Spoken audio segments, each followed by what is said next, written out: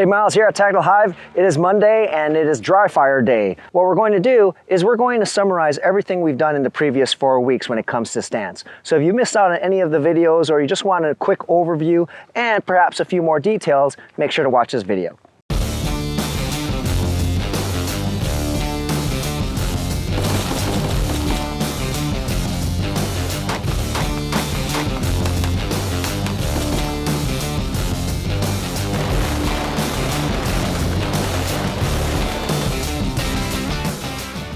So we've been covering the stance and we covered 4 primary concepts, techniques to the stance that are going to help you with your shooting. Now remember, the stance has 4 primary purposes and we've been focusing primarily on one of them, which is recoil management. But we also touched up on one of the other purposes, which is to establish your natural point of aim. So in this dry fire session, we're going to review everything that we've done and then also give you a few more exercises to work or ingrain those skill sets into your subconscious. So the first thing that we did was to learn where your ideal balance point is, okay?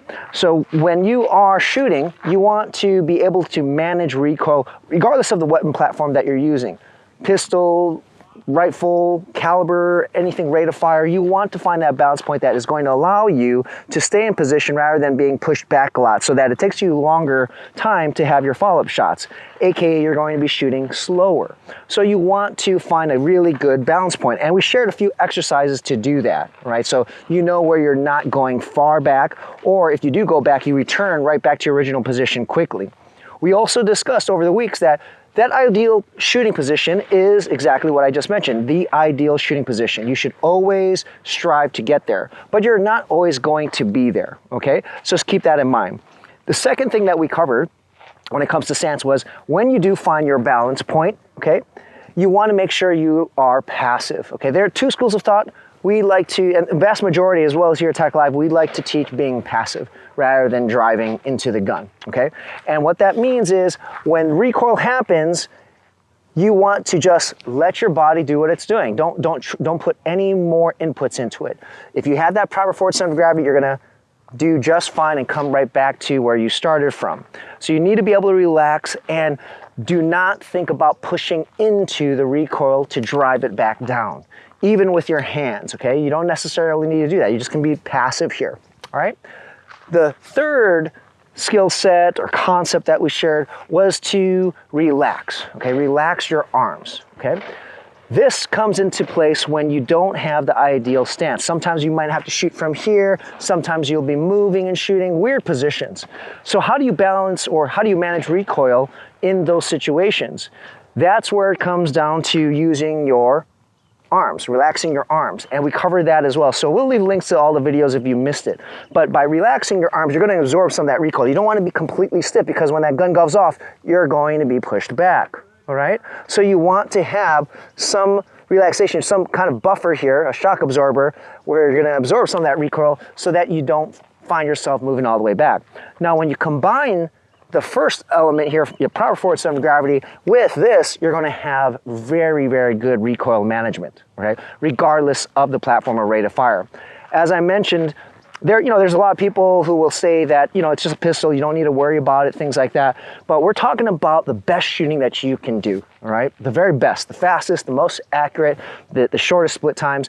And this is how you get there, by combining the different layers here. Proper forward center of gravity, using proper relaxation and isolation of tension with your arms. And then when you combine that with the previous weeks where we're talking about grip tension here and managing muzzle rise, then you should really be on your way to landing good, fast, and accurate shots. The fourth concept we talked about was establishing natural point of aim. So the stance, I mentioned this in the previous video, purposes are to have stability, mobility, be able to move, recoil management, which we really talked a lot about, and there's still a lot more. So we've only talked about 3 things about recoil management, but there's a lot more. And in this series, we're just gonna be covering those 3. So the next thing is establishing natural point of aim. So you can shoot where your body naturally is aiming, and your vision will just confirm that your sights are there, and then you break the shot. So what we did was we shared exercises that you can do so that you establish a natural point of aim, and now you understand where your body should be in relation to the target, so that if you closed your eyes and just presented your gun, you would be pretty much on target, okay? It's not gonna be precise, exact, but it'll be accurate. Okay, so now what you want to do in terms of practicing what we did, I do recommend a dry fire mag. This is going to allow you to take trigger presses, trigger squeezes, multiple trigger squeezes while racking the slide. And this is important because you want to try and amp yourself up to an extent. What I mean by that is if you get caught up in the act, more caught up in the act of transitioning quickly, moving fast and pulling and doing trigger pulls quickly, that will take your attention away from working on your stance, the things we've covered in the previous weeks, so that at the very end of your rep, you can ask yourself if those stance fundamentals are still in place. If they are, while you were focusing on pulling the trigger all the time and moving quickly, then that means you're doing a good job. You're ingraining those skill sets into your foundation, into your subconscious, okay? Where now you can focus on the target and everything else is in place. So that's a good sign. All right, so the dry fire mag, I do recommend it, and there's a link below. You guys can also get $10 off by using the coupon code TechHyve. So in terms of exercises here, what you want to do is isolate everything one by one. Some of it will be very easy for you, then you can move on to the next layer right away. But you want to take things step by step first. Okay, first thing is what you can do is when you're doing a dry fire, just understand if you have a good forward center of gravity. If you still are not so sure about it, you might need a partner to pretend to be recoil and knock you back like we did in the first video. Remember, the links are below in case you forgot, okay? And also there's that racking the slide technique.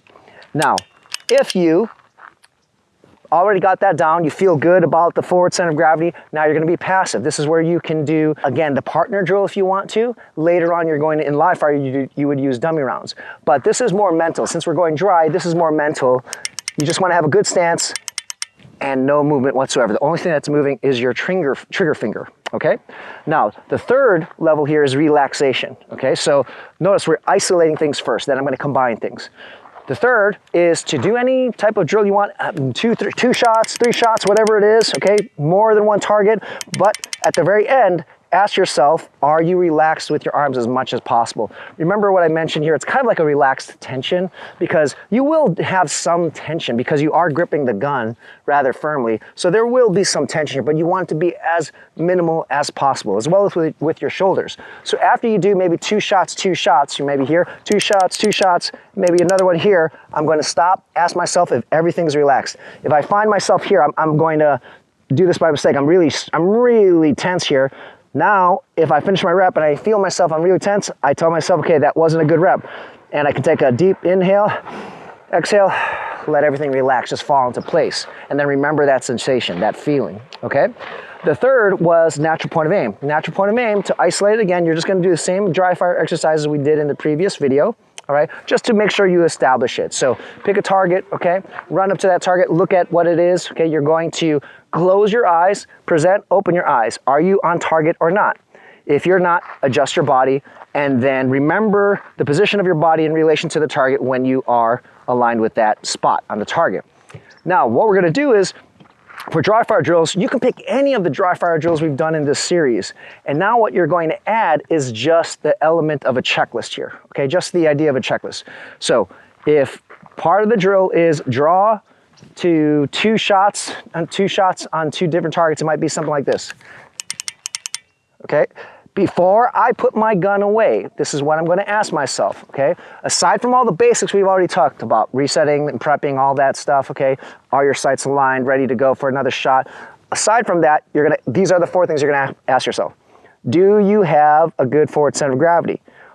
Are you driving forward? Did you see yourself or feel yourself driving forward on the trigger pull? Because that would be number 2, and that would mean you're not being passive. If all those are checked out, then you're going to ask yourself, are my arms relaxed? Yes? Okay. Now, in terms of the natural point of aim, this is something it's going to be more about feel. You're going to have to be your own judge here. You're going to be aimed in on that last target that you shot, but then you're going to have to ask yourself, does your body in relation to the target seem the same as what you've been doing before? If you roughly feel good, then that's all right. Now, I'm going to grossly exaggerate. There's a target over here. My natural point of aim should be around here. If you find yourself like this on the last target, then you obviously know it's wrong because my natural point of aim on the last target should be something like this, okay? So you want to run through that checklist one by one, and that is going to allow you to, again, hone in and make sure you're doing everything correctly. Remember, having multiple trigger pulls and using more targets are going to also hold you to a higher standard. Okay, because the more you move quickly, the more you're shooting and pulling the trigger, you're thinking more about the target now and your vision. and that is going to possibly break some things when it comes to your stance. So remember, go a little bit faster here, do a little bit more trigger pulls, and then go through the checklist.